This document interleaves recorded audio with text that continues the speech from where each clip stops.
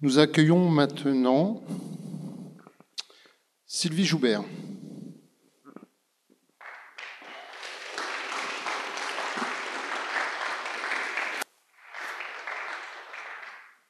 Voilà, donc on laisse la parole maintenant à Sylvie. Bonne conférence. Merci.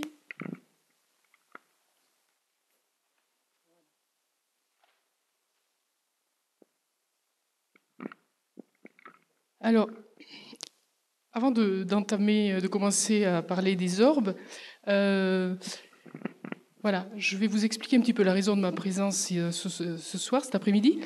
Quand Sonia m'a dit est-ce que tu peux venir parler dans un colloque où j'ai vu le mot ufologie, où j'ai vu le mot impact, j'ai dit à Sonia, tu sais, moi je suis pas ufologue. Et elle m'a dit mais c'est pas grave, parce que pour moi l'ufologie ça a un sens très large. Donc, on va parler d'objets volants non identifiés ou d'objets sociaux non identifiés au sens extrêmement large. Et pourquoi j'aborde les choses de cette façon? Donc moi, je suis sociologue de formation, et le problème, c'est qu'en sociologie, tous les phénomènes paranormaux, à peu près, dont l'ufologie, dont les ufophénomènes, on les traite avec la légèreté qui consiste à les mettre dans la boîte des rumeurs. Ce sont des rumeurs, ce sont des légendes. Ou alors, on nous dit que c'est un irrationalisme de masse. Ça, c'est un peu facile, et moi, je ne suis pas d'accord. Alors, ça peut être une rumeur, ça peut être une légende, il peut y avoir un irrationalisme qui vient compenser une trop grande puissance de science, c'est-à-dire, dans l'aspect négatif, c'est ce qu'on appelle le scientisme. Mais c'est beaucoup, beaucoup plus que cela. Donc à partir de là, moi, ma démarche, ça a toujours été d'essayer de faire rentrer les phénomènes paranormaux dans le cadre de la sociologie. Alors, comment faire?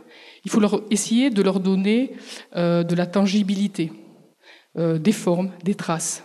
Pourquoi? Parce que la sociologie, elle s'est calée dans les protocoles des sciences exactes. Donc, elle a besoin de faits, elle a besoin de traces, elle veut vérifier les phénomènes, etc. Et si on ne peut pas le faire, le sociologue, il n'a aucune prise sur ces phénomènes, et c'est pour ça qu'il les range dans la boîte des rumeurs. Donc, sur mon chemin de vie, parce que là, je parle aussi de ce qui m'est arrivé moi, mais il n'y a aucune exhaustivité dans les phénomènes que je vais vous présenter. Mon objectif est donc de faire de ces phénomènes une chose. Quand je dis chose, ce n'est pas péjoratif. En sociologie, on dit traiter les faits sociaux comme des choses.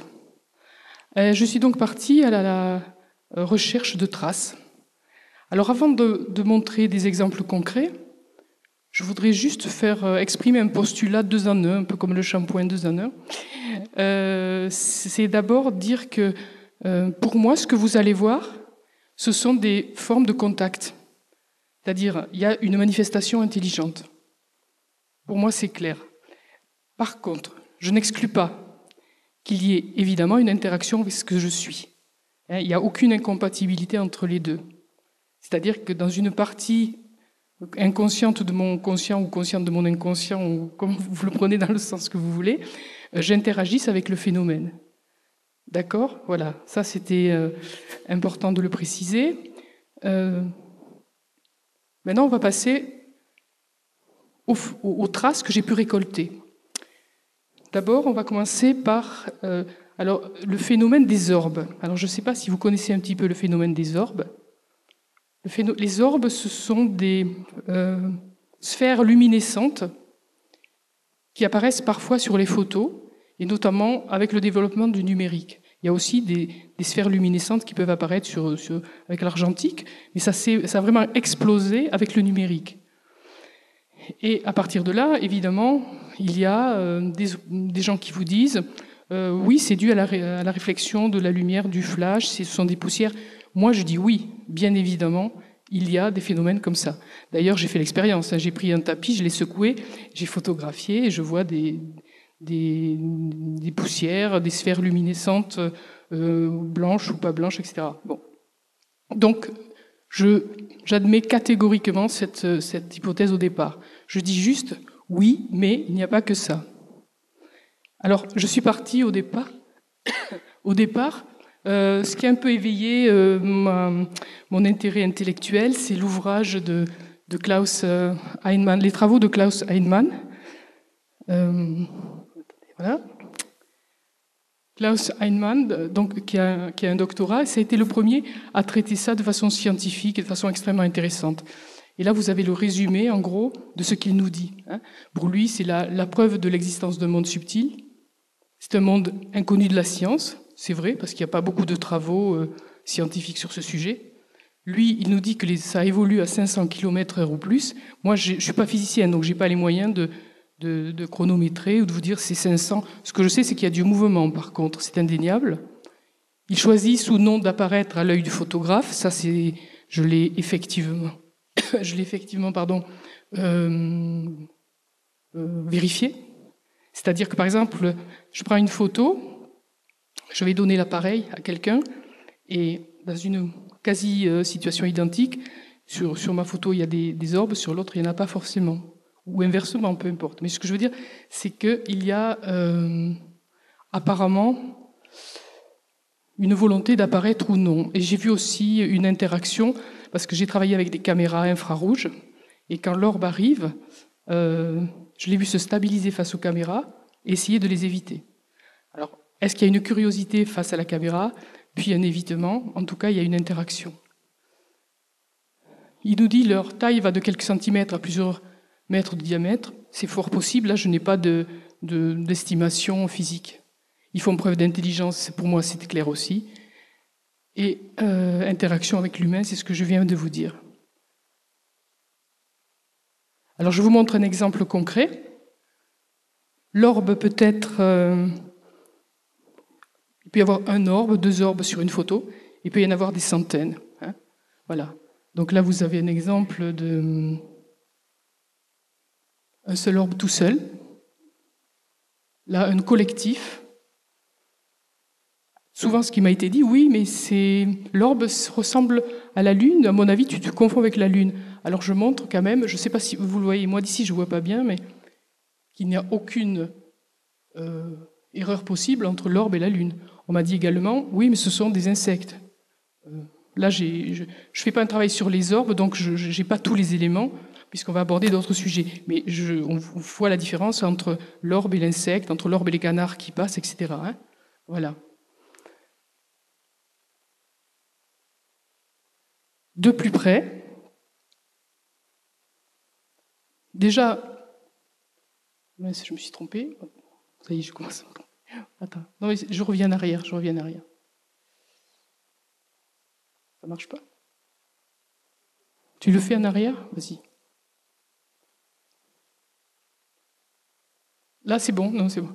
Donc là, on voit le mouvement, que ce soit le côté hexagonal ou rond n'a aucune importance, c'est lié au diaphragme de l'appareil. Donc vous ne focalisez pas là-dessus.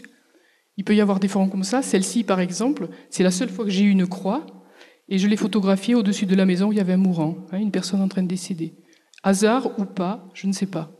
Je vous laisse juger, je n'ai pas la vérité, mais voilà, c'est ce que j'ai constaté.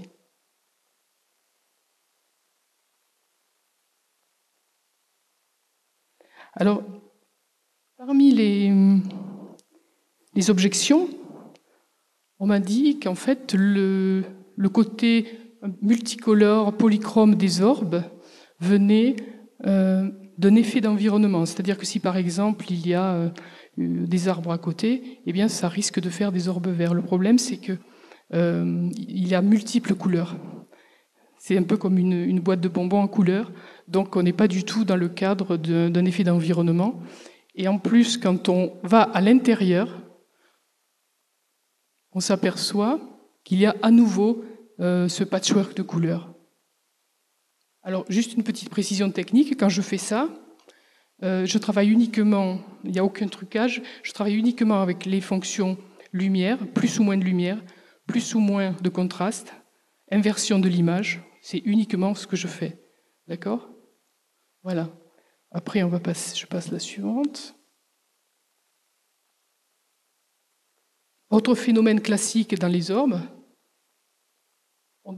je photographiais ma chienne.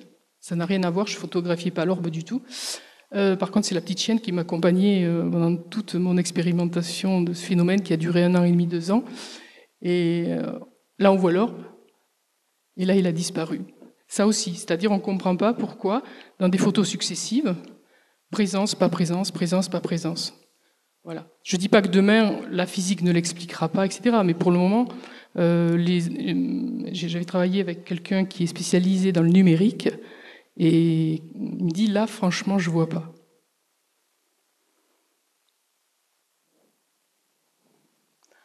Alors, on va plus loin, parce que là, je vous ai parlé que des orbes, mais on va aborder l'idée de présence maintenant.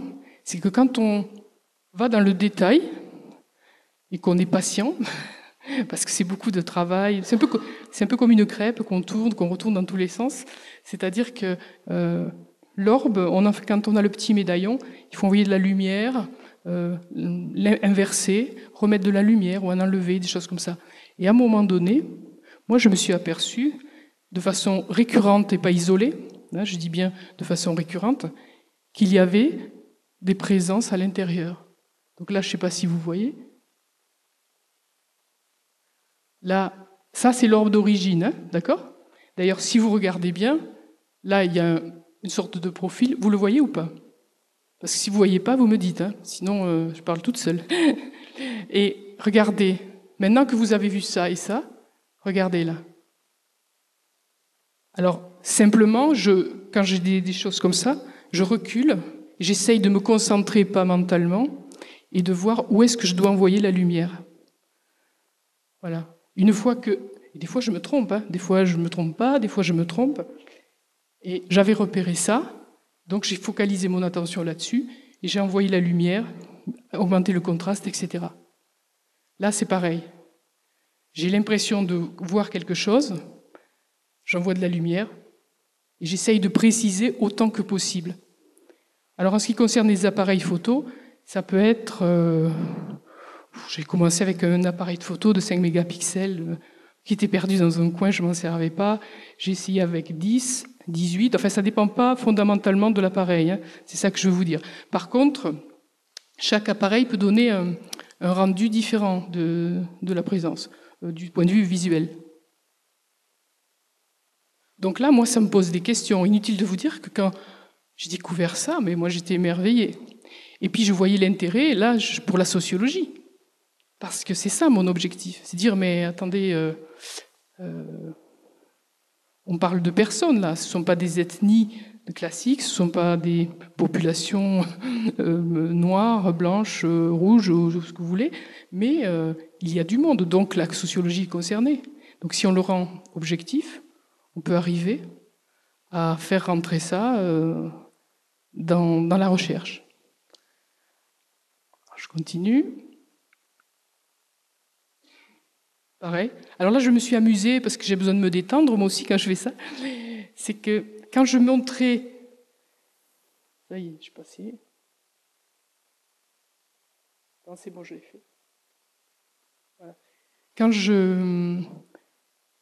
ce petit visage-là, comme ça, était mis dans le fond du cosmos, les gens avaient plus de mal à le capter visuellement. Quand je me suis amusée à l'intégrer dans une petite image tout à fait classique, mais qui est familière pour l'œil, les gens le repéraient mieux, parce que je le centrais, je mettais comme une histoire visuelle autour, et les gens le captaient mieux. Là, par exemple, le profil, je ne sais pas si vous le voyez, mais vous avez quand même le détail du nez. Alors, ce genre de choses-là, ça arrive souvent. Une fois, 2 fois, on se dit, bon, ben, c'est le hasard, et puis à bout d'un moment, on se dit, c'est plus possible, quoi. Si on est honnête, c'est plus possible. Après, on peut être dans le déni, bien évidemment, mais je ne pense pas que ce soit la solution.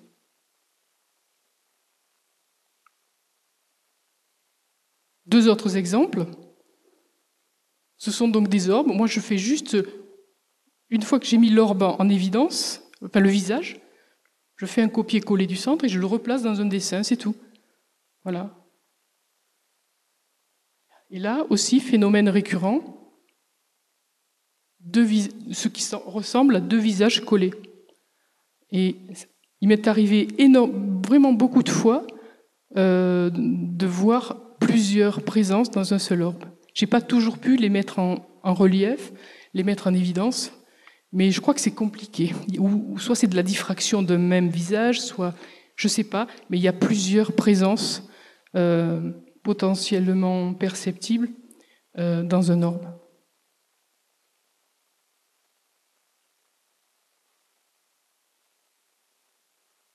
Autre exemple. Là, je trouvais qu'il y avait un petit côté du siècle passé, alors j'ai mis un petit cadre comme ça. Celui-là est également, à mon sens... Vous voyez toujours ou pas les visages? Vous les voyez, les présences? Et là, vous avez un profil. Voilà. Alors, j'ai d'autres exemples. Tout ça, c'est quelque chose que j'ai développé dans mon ouvrage, qui s'appelle Le monde de Peter. Ça a fait l'objet... donc, je ne vais pas approfondir parce que il y a d'autres choses à voir, mais ceux que ça intéresse pourront se référer à ce travail-là. Bon, donc, présence. Et ce sont des gens que j'ai appelés les autres. Depuis 2012, 2011, 12, 13, je ne me rappelle plus exactement, j'ai appelé ça les autres. Les autres en référence au film d'Amenabar, Les autres, avec Nicole Kidman. Je ne sais pas si vous l'avez vu. J'adorais ce film, parce que c'est toute une ambiance, il n'y a pas d'effets spéciaux. Mais c'est un film où on s'aperçoit que des formes de vie cohabitent et sont éventuellement effrayées l'une par l'autre. Et qu'il y a des interactions qui peuvent produire ce qu'on appelle des phénomènes paranormaux, par exemple. Donc, ces autres-là, ils existent, et je les ai appelés, voilà, je les ai regroupés sous ce terme-là. Et pour moi, ces autres-là sont une population à part entière, et ça représente... dans mon hypothèse en tout cas, la conquête d'un nouveau monde, la conquête d'un nouvel espace-temps. Et on n'y va plus en bateau, comme avant, mais c'est le même enjeu.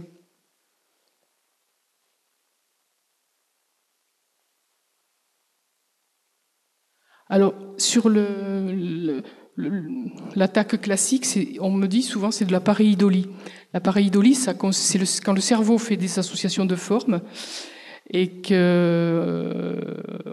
recrée du sens. Par exemple, dans un nuage, on va voir un poisson,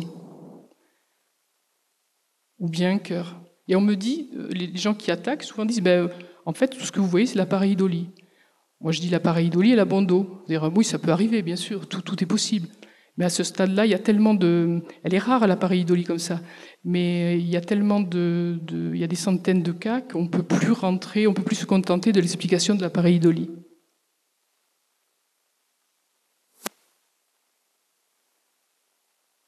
Alors là, on va passer à la transcommunication vidéo. J'ai passé, donc après avoir passé 1 an et demi, 2 ans sur le phénomène des orbes, j'ai passé 1 an et demi, 2 ans sur la transcommunication vidéo et audio.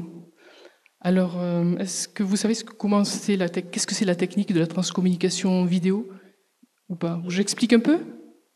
Alors, la transcommunication vidéo, ça consiste à utiliser un écran d'ordinateur ou un écran de télé. Moi, personnellement, je travaille avec l'ordinateur, et à utiliser une caméra. Et moi, je travaillais avec ma webcam. C'est pour vous dire que c'est accessible à tout le monde, quoi. Je suis pas informaticienne, je suis pas experte. Mais un jour, j'ai vu sur Internet que quelqu'un avait procédé de cette façon, et moi, ça m'allait. Parce que le caméscope et la télé, c'était trop de contraintes pour moi. Donc, j'ai juste travaillé avec la webcam et l'écran d'ordinateur. Mais longtemps, il faut être très patient, parce qu'en fait, on met en contact la caméra qui est reliée à l'écran, qui filme. Donc, il y a un effet Larsen qui va se créer, c'est-à-dire que la caméra filme l'écran, qui renvoie à la caméra, qui filme l'écran, qui renvoie à la caméra. Puis c'est une espèce d'accélération comme ça, et ça fait un effet Larsen. L'effet Larsen, c'est quand on rapproche le micro d'une enceinte, par exemple, et que ça fait un son strident dans un concert. Bon, ça c'est pareil, mais en vidéo. À partir de là, j'obtiens des images, des films où il n'y a rien, c'est gris. C'est gris comme des vagues, comme ça. Et je prends image par image, et exactement la même procédure qu'avec les orbes, je recule, physiquement en vrai, je recule comme ça, et j'essaye intuitivement de savoir à quel endroit de l'image il peut y avoir une présence. Une fois que j'ai cette impression-là, à tort ou à raison, parce que des fois je me plante, j'envoie la lumière sur la partie de l'image où il me semble qu'il peut y avoir une présence. Et puis après, c'est tout un travail, même logique. J'utilise la lumière, le contraste, je renverse, je remets de la lumière, etc. Et voici ce que nous obtenons. Alors, des fois, c'est pas aussi net que ça dépend aussi, hein, c'est très variable. Hein. Mais dans l'ouvrage que j'ai écrit sur ce sujet qui s'appelle Coprésence, le manifeste de Mobius en je sais plus, 2014 ou 2015, il y a un CD où il y a plein d'exemples, il y a au moins 300 exemples. Donc, là, je pense qu'on la voit bien, la présence, et là, vous le voyez aussi. Et c'est vraiment un travail de patience, hein, c'est ça qu'il faut savoir, il ne faut pas être pressé. Autre exemple, là, on voit les dents. C'est-à-dire quand on le regarde à l'ordinateur, parce que là, on perd beaucoup d'informations, hein, le projetant comme ça, mais sur l'ordinateur, on voit je dirais presque qu'on arrive à compter les dents. Sur celui-là, hein, je veux dire. Là, il y a un visage, qu'on peut dire jeune, je ne sais pas si c'est un homme ou une femme, mais c'est un visage jeune. Et là, il y a une autre présence.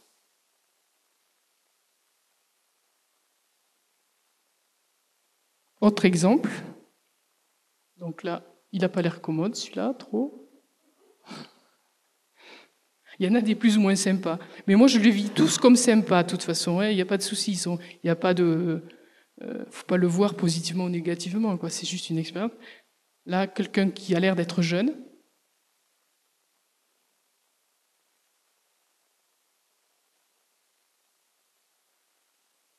Je crois que c'est le dernier exemple. Celui-là, je l'aime beaucoup, particulièrement. Je ne sais pas pourquoi, mais je l'aime beaucoup. Et voilà. Puis là, d'ailleurs, juste une précision, c'est que si j'avais envoyé ma lumière là, je ne sais pas si vous arrivez à suivre. On peut en voir un autre. Vous le voyez ou pas? C'est-à-dire que là où moi j'envoie la lumière, c'est subjectif. C'est pas, il peut y en avoir bien d'autres. Quelqu'un dans la salle a la même image, la même technique, son esprit va peut-être se focaliser sur celui à côté, qui ressemble franchement plus à un E.T. d'ailleurs. Mais peu importe. Moi, je ne sais pas qui c'est. Je cherche pas à savoir qui c'est, à la limite. Je sais que ça peut choquer, mais ça m'est égal qui c'est. Moi, du moment que il y a des traces et qu'on peut le ramener dans la recherche, ça bénéficiera aussi bien à l'ufologie qu'à la nouvelle science qui est en train de naître et qui ne manquera pas de naître.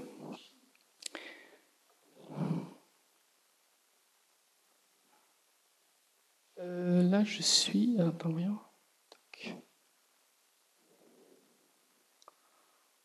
Voilà, alors, là, on va passer... Attends. Je vais juste expliquer un petit peu. Ça, c'était la transcommunication vidéo, ce que je vous ai montré. Mais j'ai aussi testé la transcommunication audio, qui consiste à, selon ma technique, qui n'est pas la technique forcément employée par tout un chacun, moi j'ai fait à ma façon, je fais toujours à ma façon. Je m'écoute. Je n'écoute pas... C'est pas que j'écoute pas ce que disent les autres, mais une technique qui me va pour moi ne va pas forcément pour autrui. Il n'y a pas de recette générale. Ma technique consiste à mettre un dictaphone numérique en déclenchement automatique. Le soir, parce que c'est mon choix, parce qu'il y a moins de bruit, parce que dans un local qui est clos, que je contrôle en entrée et en sortie, qui a des murs comme ça, enfin bon, bref. Je peux pas, personne ne peut rentrer sans que je le sache ou que je l'entende. Et je dépose auprès du dictaphone une question et on me répond de la façon suivante. Et là, je pense que si tu peux passer... J'ai un communicant, je l'appelle le communicant pour rester dans le générique, qui me répond de cette façon.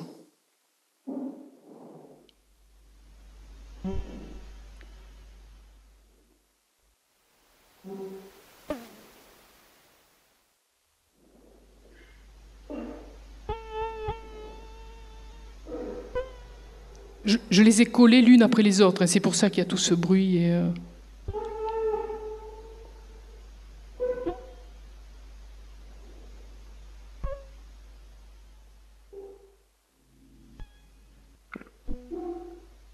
Il y a 1 minute d'exemple, c'est tout. Voilà, donc vous avez compris l'idée. J'ai établi un code de communication sur la base des notes de musique. Moi, je ne suis pas musicienne, hein. Donc je ne sais pas si ça a été influencé par quoi, je ne sais pas. Il n'y a pas d'instrument évidemment de musique dans la pièce où l'expérience se fait. Pas de voisin immédiat. Alors déjà, on m'a dit c'est un klaxon. Oui, je veux bien un klaxon, mais enfin, faut pas exagérer non plus. Voilà. J'ai eu d'autres manifestations de transcommunication audio, des voix, des bruits, mais je n'en tiens pas compte. C'est-à-dire quand j'ai ça sur mon dictaphone, je n'en tiens pas compte. Pourquoi ? Parce que pour moi, scientifiquement, c'est pas assez net. C'est-à-dire que les voix, chacun peut entendre ce qu'il veut. Et là, ça ne veut pas dire qu'il n'y a pas une voix.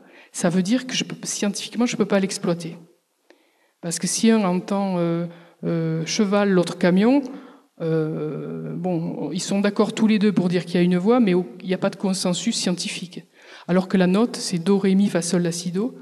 Et il y a effectivement ces notes-là. Donc à partir de là, je me suis servi des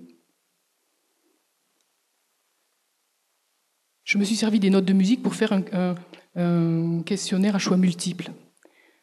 C'est-à-dire, le premier contact audio a eu lieu dans les années 2009-2010.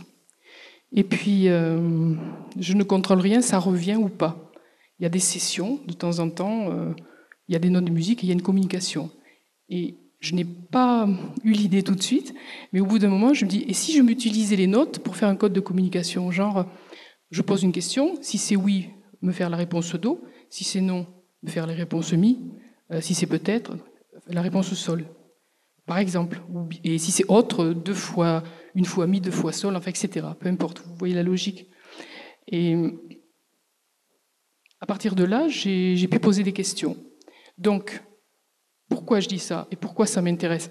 Parce que sociologiquement, je me retrouve dans la peau d'une sociologue à qui on a dit comment on fait pour aller faire une enquête de terrain ? On prend le micro, on va questionner quelqu'un, une interview, et puis après on note. Et bien là, c'est exactement ce que je fais. Sauf que, évidemment, c'est beaucoup plus restreint, sauf que c'est rudimentaire, mais que je suis en train de faire l'interview d'une manifestation, d'une présence située sur un autre plan. Donc je ne vois pas pourquoi, si j'applique les méthodes de la sociologie, ce ne serait pas valable pour ça. Voilà, là je crois que j'ai rien de particulier. Voilà, donc moi je l'ai retenu, scientifiquement c'est ça que je trouve intéressant, hein, parce que ça c'est incontestablement il y a des notes. Et la subtilité va jusqu'au point où le communicant va utiliser les dièses. C'est-à-dire que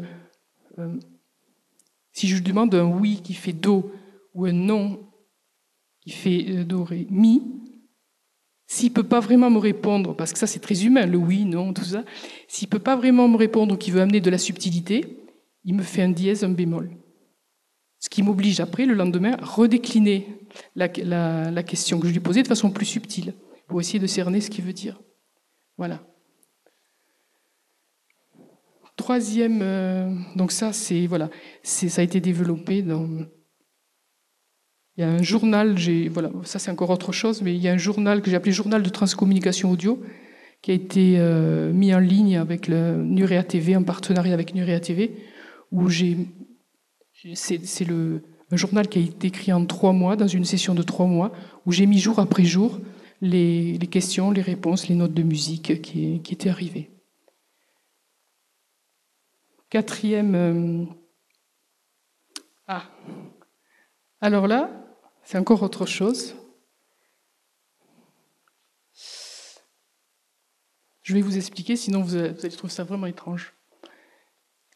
À un moment donné, je me suis aperçu, alors que je fais ces sessions de transcommunication audio ou pas, ou peu importe, que sur mon plateau de fruits, je me levais le matin et je trouvais des dessins.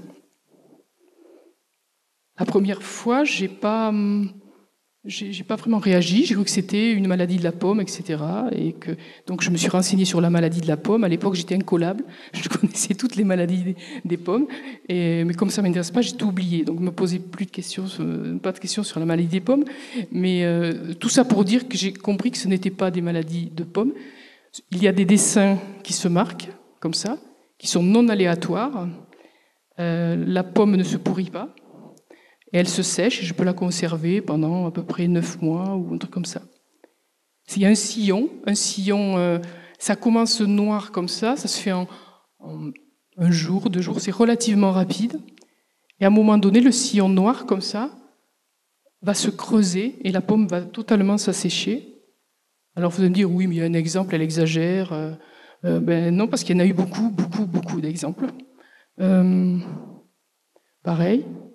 Il y a 8, comme ça, ou alpha, l'infini, enfin chacun y voit ce qu'il veut, c'est pas un souci.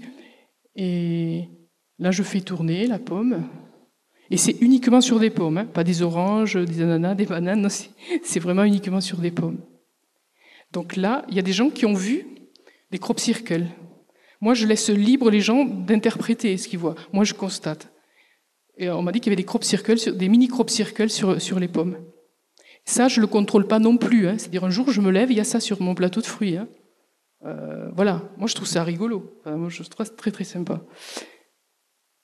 Moi, tous ces phénomènes-là, globalement, je les trouve plutôt sympathiques. Je ne sais pas si j'ai raison de penser ça, mais... Autre exemple. Et là, on n'est pas dans une...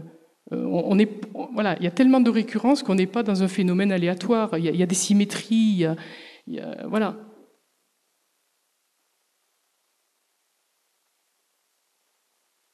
Encore autre exemple. Regardez la symétrie là.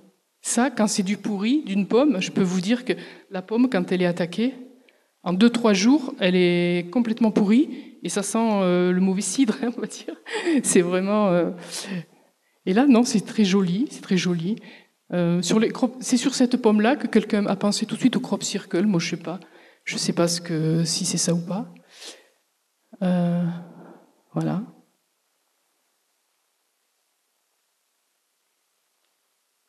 Alors, il y a des petits messages qui ressemblent à des cœurs ou à des smiles, des fois. Je me suis demandé, est-ce que c'est quand tu dors pas, au cas où. Non, je peux être éveillée, ça n'a rien à voir avec ça. La transcommunication audio, c'est pareil, hein, ça peut arriver alors que je sors mon chien dehors, ou alors je dors, il n'y a aucun rapport avec mon état d'endormissement. Au cas où, je me suis dit, il y a peut-être un phénomène comme ça.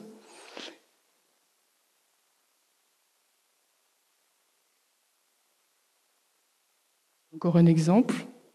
Je l'ai eu beaucoup, celui-là.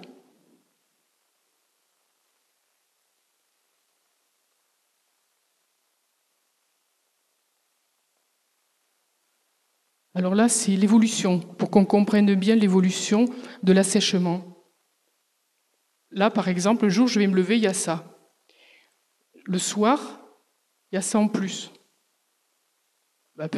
Et puis au bout de 9 mois, en fait, bon, évidemment, l'autre trait, c'est marqué, mais c'est tout sec. J'en ai encore sur mes étagères, là. Les gens, ils viennent chez moi, ils disent « Qu'est-ce que tu fais avec ça ?» Je lui dis « C'est rien, je le trouve joli, j'explique même pas des fois, parce que sinon, on peut me trouver bizarre. Mais bon, ça, moi, je le vis, je le constate, c'est tout. Donc pour moi, c'est des faits. »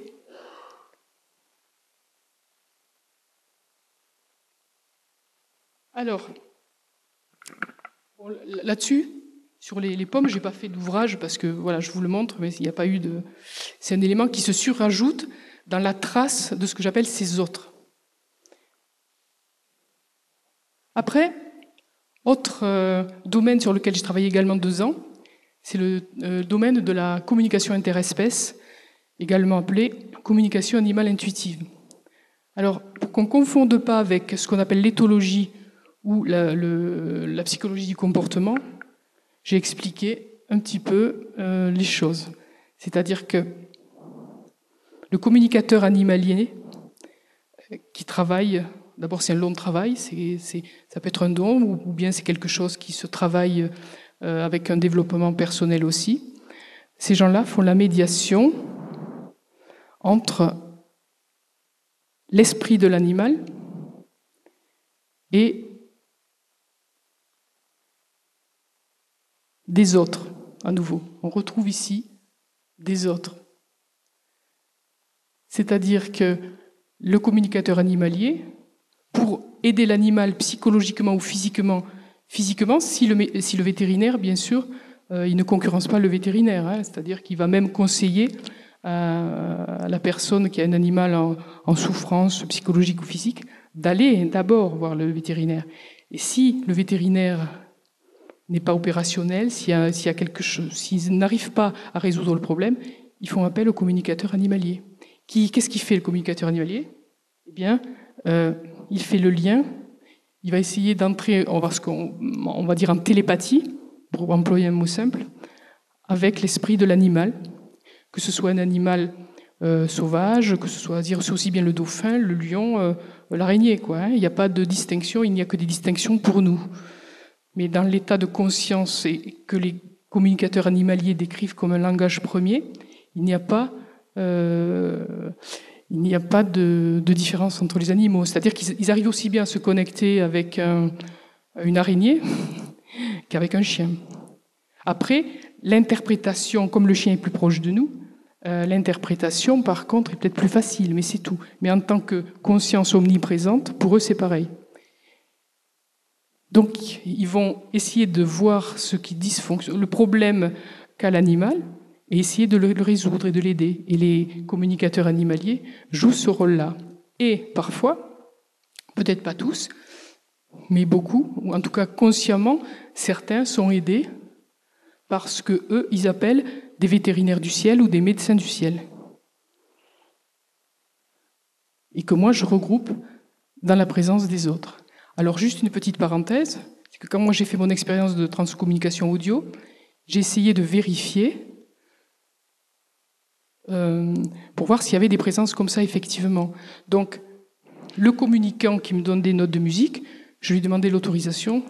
Il a fait la médiation, en fait, entre des autres qui m'ont donné des informations sur les animaux, mais ça s'est fait par le biais de notes de musique parce que lui faisait la médiation.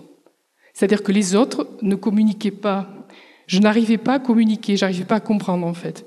Il y avait des coups, il y avait des bruits, c'était pas clair. Et ça m'a énervé, quoi, au bout d'un moment, parce que si je comprends pas, j'ai envie de comprendre et j'y arrive pas. Et à ce moment-là, le communicant est arrivé, a fait la médiation et m'a répondu par le biais des notes de musique.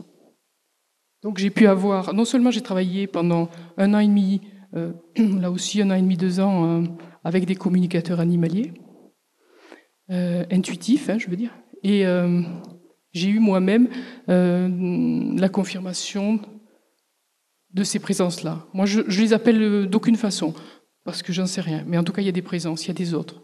Eux, ils les appellent vétérinaires du ciel, ou médecins du ciel, ou guides, ou... Voilà. En tout cas, il y a du monde. Alors, sur mon... Vous voyez, ça fait du monde, hein, tout ça. Il y a quand même des traces, ça fait du monde, ça fait des autres. Les autres sont nombreux. Ils sont inattendus parfois. Ils s'expriment de différentes façons. Sur mon chemin de vie également, enfin, et puis je vais pas terminer là, mais terminer là sur les images, j'ai eu l'opportunité de travailler avec des autres aussi, mais alors là, plus concret cette fois, parce que je travaille avec Michel Ribardière sur le cas Nazca du Pérou. Je ne sais pas si vous avez entendu parler des momies tridactyles du Pérou, qui fait polémique, qui c'est très critiqué. C'est une drôle d'histoire. On est dans une télé-réalité totale. Il y a des scientifiques qui ont travaillé sur les momies que vous allez voir. Ce sont des reliques du Pérou qui ont été trouvées à Nazca. Ce sont des êtres tridactyles. Et c'est tellement étrange qu'on a dit que c'était une supercherie. Sauf que il y a une équipe de scientifiques, radiologistes, médecins, neuroscientifiques, généticiens, enfin il y a toute une équipe comme ça. Ces personnes-là, ces scientifiques avaient des doutes. Et on le comprend. Moi aussi, j'ai eu des doutes. Sauf que quand ils sont allés sur le terrain, qu'ils ont ausculté les corps, regardé les corps, ils n'arrivent pas à trouver la supercherie. C'est en cours. Donc il y a encore d'autres analyses qui sont en cours, qui vont être effectuées. Toute la clarté n'est pas faite sur l'affaire, loin s'en faut. Tout ce qu'on peut dire à l'heure actuelle, c'est qu'il y a des scientifiques qui critiquent, en disant que c'est une supercherie, ils n'ont jamais approché les momies, ils n'ont jamais approché les corps. Et puis vous avez un groupe de scientifiques de plus en plus important, ceux qui ont daigné se déplacer, aller faire des prélèvements, etc., et qui disent que nous, ils disent la supercherie, on la cherche, on la trouve pas. Pour le moment, elle n'est absolument pas démontrée, et tout au contraire. Donc moi, je me prononce pas là-dessus, mais pour vous expliquer que voici une autre représentation plus concrète, cette fois, des autres dont je vous parle depuis le début, et qui croisent mon chemin de vie, mon chemin d'expérience sociologique. Voilà, donc, que nous montrent ces autres? Eh bien, ces autres, pour moi, montrent deux choses. Qu'on vit en coprésence, qu'on en ait conscience, qu'on n'en ait pas conscience, qu'on les voit pas, parce que moi, je ne les vois pas. Hein. C'est-à-dire, si j'avais pas les photos, si j'avais pas la technique de la transcommunication audio, etc. Et puis, je m'en fiche de pas les voir, d'ailleurs, ni de les entendre, ni de les voir. Ce qui me plaît, par contre, c'est d'en avoir quelques éléments, quelques traçabilités, on va dire. Donc, ça veut dire qu'on vit en situation de coprésence, mais des coprésences où les lois coprésences de lois physiques différentes. C'est évident, parce que quand on voit l'orbe et nous, on ne répond pas aux mêmes lois physiques. Donc, coprésence de lois physiques. J'ai cherché en 2012 ou 2013, et c'est sorti, je crois, ou en 2014, de me représenter cette coprésence. Et j'avais trouvé à l'époque, dans le bouquin qui s'appelle Le Manifeste de Mobius, cette façon de représenter cette coprésence-là. C'est-à-dire qu'il y a nous, dans des comportements plus ou moins vertueux, il y a les autres. Et le ruban de Mobius, c'est un ruban où deux faces s'enroulent sur la même surface. C'est-à-dire que si on s'imagine marchant là-dessus, on va faire le tour du ruban sans jamais quitter le ruban, on est sur les deux faces en même temps. Et on forme une boucle d'espèce et une boucle d'espace. D'accord ? Ça veut dire quoi, ce ruban de Mobius ? Eh bien, ça veut dire qu'il faut nous démettre, nous dissocier d'un positionnement duel. C'est-à-dire, il n'y a pas la physique et la métaphysique, il n'y a pas l'intuition et la raison, forcément. Il n'y a pas les choses exotériques et les choses ésotériques. Non, il faut arriver, je crois que l'enjeu, le challenge de notre postmodernité, c'est d'abord ressentir ce troisième terme, et une fois qu'on l'aura ressenti, on va y mettre les mots, on va y mettre les concepts, et ces concepts ne seront pas ceux de maintenant. Et puis si on ne les met pas, eh bien, c'est pas très grave. Mais ce qui est important, c'est de le ressentir. Après, ça naîtra tout seul. Le langage émergera tout seul. Comprendre que nous formons vraiment une boucle de conscience entre les espèces et entre les espaces. Et ça, c'est extrêmement important. Parce que, dans le cas de la communication animale, par exemple, quand nous maltraitons les animaux, d'une façon ou d'une autre, et pas que les animaux, je prends les exemples des animaux parce que j'ai travaillé là-dessus, mais l'animal défunt envoie de l'information dans une boucle de conscience. C'est de l'information de souffrance qui est envoyée. Et de l'autre côté, vous avez des autres qui font, et je reprends le terme d'une communicatrice animalière qui avait ce terme-là, elle dit ils font une réparation.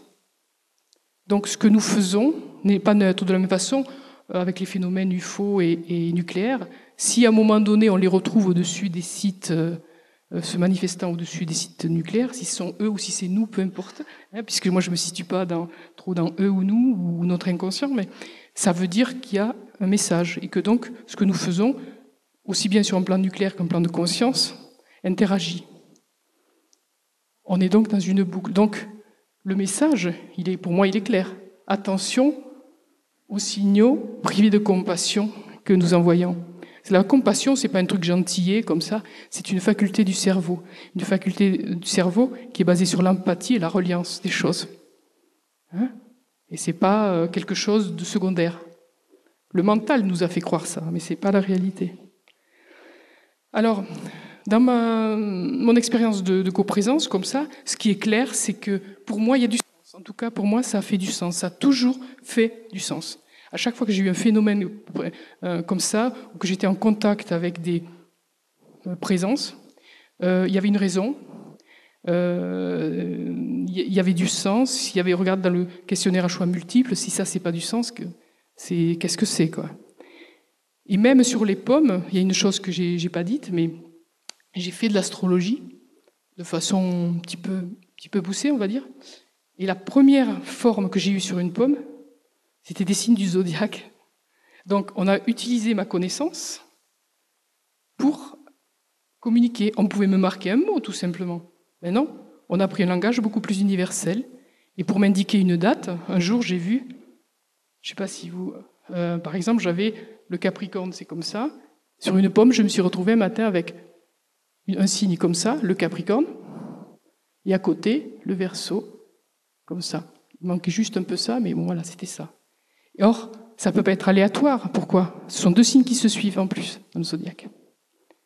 J'ai eu la même chose, là je l'ai sur ma tablette, je vous le montrerai après peut-être, mais entre le taureau, le symbole du taureau, c'est un rond avec une corne comme ça, hein, en simplifiant en astrologie.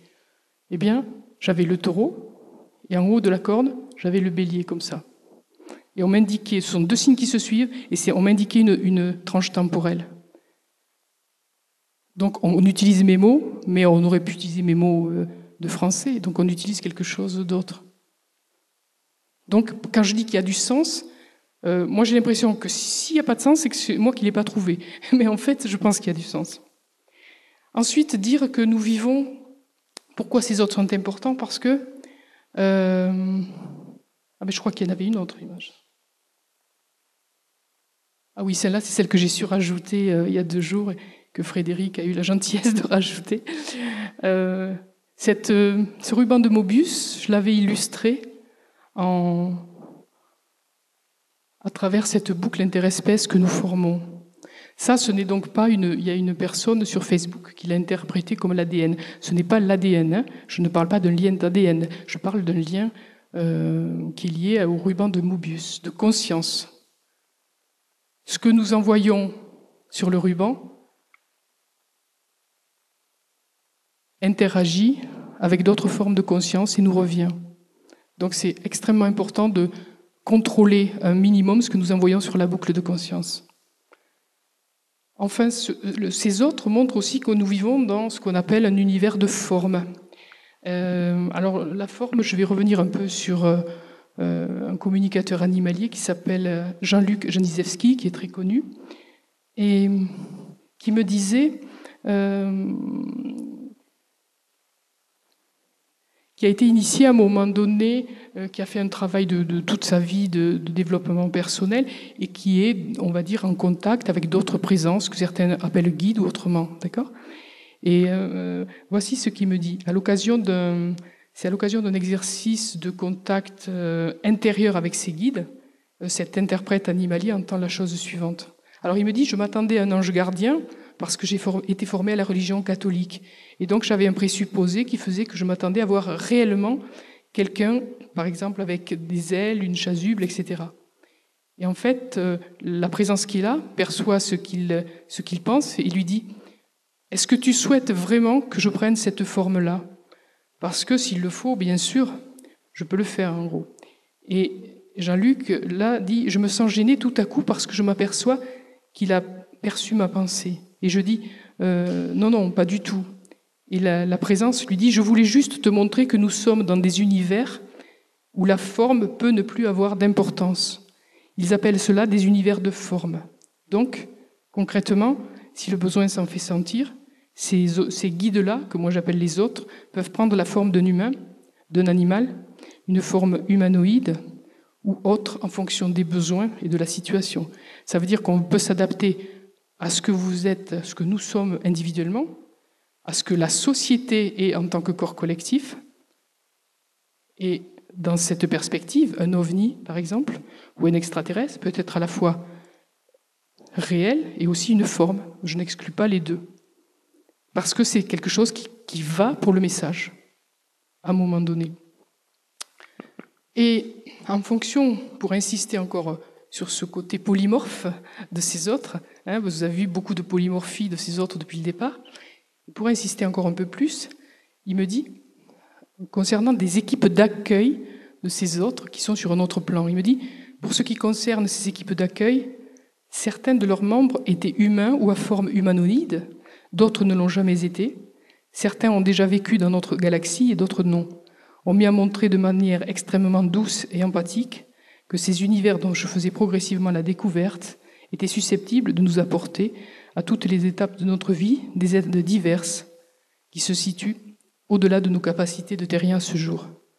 Dans ce domaine-là, on aborde le plan d'existence qui se situe au-delà du nôtre et dans lequel évoluent des êtres qui peuvent être des êtres désincarnés, donc des défunts humains, des vétérinaires, qui sont ce que vous appelez des vétérinaires du ciel, parce qu'ils continuent à se perfectionner dans leur pratique professionnelle. Et puis, il y a d'autres êtres qui ne sont pas humains et qui ont pour certains ce qu'on appelle, ils sont pour certains ce que l'on appelle des anges, des guides, pour certains des extraterrestres, des êtres venus d'autres planètes que la Terre et qui s'intéressent à ce que nous devenons. Voilà, donc la question que je pense que l'on doit se poser, ufologue ou pas ufologue, et c'est pour ça qu'il y a beaucoup plus qu'on le croit de liens entre les disciplines, c'est quand on voit quelque chose, que voyons-nous en réalité. Et peut-être essayer de ne pas trop faire de barrières et de frontières entre les domaines, ce qui ne veut pas dire mélanger tout, pour autant, ce qui veut dire juste accepter qu'il y ait un tronc commun, au moins au départ, pour appréhender ces phénomènes. J'en termine sur les conséquences... je ne suis pas trop longue là, c'est bon? Ça va? Sur les conséquences en termes de réflexion sociologique, puisque c'est le but, pour moi c'est le but, en dehors des images. Donc on doit évidemment, ce qui est urgent, sortir de notre anthropocentrisme,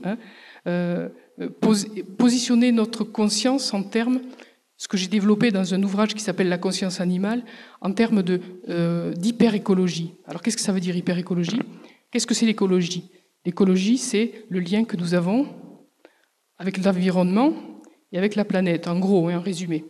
Eh bien, l'hyper-écologie, c'est la même chose, plus les autres et les autres dimensions. C'est-à-dire, c'est nous, la planète, l'environnement, la planète, tous ces autres-là, notamment, c'est juste des exemples, certainement, et les autres dimensions. Alors, c'est terrible parce que l'écologie, elle est à peine assimilée, elle n'est pas appliquée partout encore et c'est déjà désuet, c'est déjà obsolète. On est déjà en train, je ne sais pas si vous vous en rendez compte, mais moi je le vis dans la totalité de ce que je suis, de ce que je perçois. Je ne suis pas extrasensoriel, ou alors si je le suis, c'est à un niveau collectif. Et je le vois émerger, ça. Je le vois émerger dans la conscience collective. On est en train de mettre en place ce que moi j'ai appelé, nommé une hyper-écologie. La deuxième conséquence, qui est évidente, c'est qu'on doit étendre notre notion de l'étranger. C'est-à-dire qu'on est là dans nos petits racismes culturels, interculturels, et ça, alors, c'est obsolète total, quoi. C'est l'étranger, c'est ça, l'étranger aussi, ce sont ces présences-là. Et on doit sociologiquement aller bien au-delà. Et parce que ça va poser aussi des statuts de droits, de devoirs, des statuts juridiques, de l'éthique. Par exemple, les petits êtres du Pérou, là. Si jamais, je dis bien si jamais, la science confirmait que ce n'est pas un canular et qu'il s'agit bien d'êtres différents de nous, à la fois proches de nous mais différents, quel statut leur donnons-nous? Juridiquement, on est à la traîne, là. Donc il faut vraiment redéfinir l'étranger et donc définir ce que je développais dans un autre ouvrage qui s'appelle Citoyenneté galactique, redéfinir la citoyenneté. C'est-à-dire qu'on rentre dans de l'exopolitique et on doit étendre la citoyenneté. C'est-à-dire qu'il ne s'agit pas d'annuler la citoyenneté, il s'agit d'amener une extension de nos droits et de nos devoirs. Et quand on touche à cette interdimensionnalité, on a d'autres devoirs. La compassion pourrait faire partie de ces autres droits et de ces autres devoir.